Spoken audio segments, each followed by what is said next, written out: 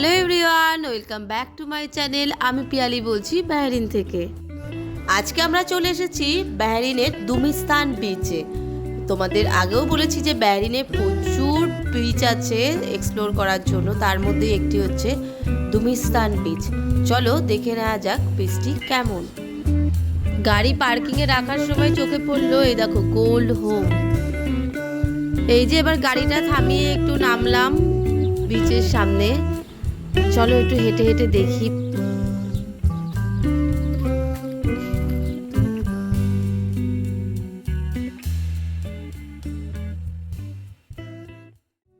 এই দুমিস্তান বিচটা কিন্তু বেশ সুন্দর আর একটু নিরিবিলি, ফাঁকা ফাঁকা। আর যেহেতু এখন গ্রীষ্মকাল চলছে তাই লোকজন কম এসেছে। আর আমি আগের ভিডিওতে তোমাদের বলেছিলাম যে গরমকালে সি বিচেও আসাটা একটু কষ্টকর। হচ্ছে এটা মালকিয়াতে অবস্থিত। সন্ধ্যাবেলায় নাকি এখান থেকে সানসেটটা খুব সুন্দর দেখা যায়। তা চলো দেখা যাক। আর এখানে আরোহী আর পাপা কিছু করছে খুনসুটি।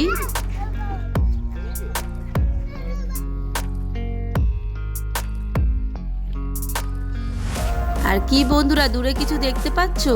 হ্যাঁ, ঠিকই ধরেছো, একটি লোক ঘোড়ার ওপরে চড়ে মাঝ সমুদ্র থেকে কিন্তু ঘোড়াটিকে নিয়ে আসছে। আস্তে আস্তে সন্ধে হয়ে গেছে। দেখো কি সুন্দর লাগছে না আকাশটা।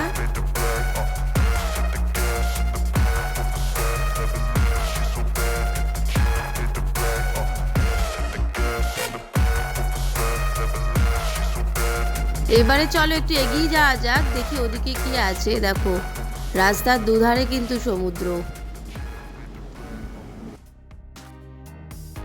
আর এই যে ডান দিকে দেখো, এই যে যেগুলো নেটগুলো রাখা আছে না, এগুলোতে কাঁকড়া ধরে। প্রচুর কিন্তু কাঁকড়া পাওয়া যায় এখানে।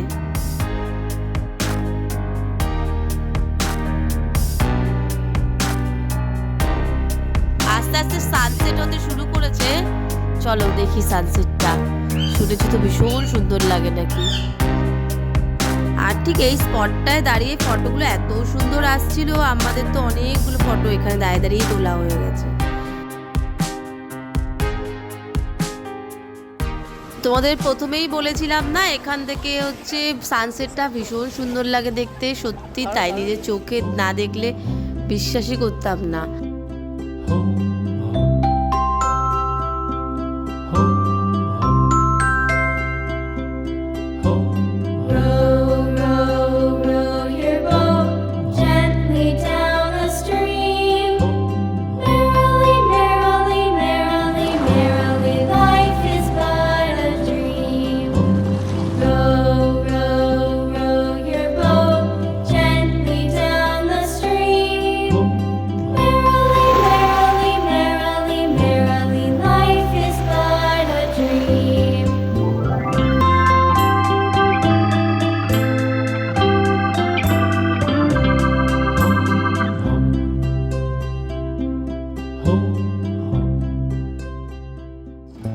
এখানে একটা অনেক পুরনো আর বড় বোট বিচের সাইড করে রাখা আছে, আমরা সেখানে উঠেছিলাম।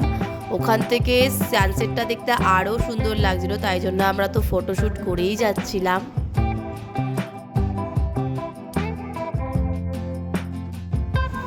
আর সন্ধে হয়ে যাওয়ার পরেও কিন্তু অনেকে তখনও সমুদ্রে ছিল, স্নান করছিল। কিন্তু আমরা সন্ধে হয়ে যাওয়াতে আর রিস্ক নিইনি, আর সেরকম প্রিপারেশন নিয়েও যায়নি যে সমুদ্রে স্নান করব। এইখানে একটা রেস্ট রুমের মতো আছে, সেটা বোধহয় একটু গরম খুলে দেওয়া হয়, এখন লক করা আছে। ঘড়ি কাটা প্রায় এখন 7টার দিকে, তাই বিচটা আস্তে আস্তে ফাঁকা হতে শুরু করেছে। সবাই তাদের বাড়ির দিকে রওনা দিতে শুরু করেছিল।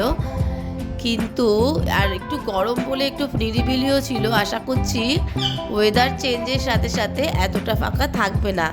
কিন্তু ওভারঅল বিচটা কিন্তু আমার ভীষণ সুন্দর লেগেছে। আর সানসেটটা তো অসাধারণ অসাধারণ লেগেছে। মনে থাকার মতো একটা সানসেট দেখতে পেরেছি আজকে।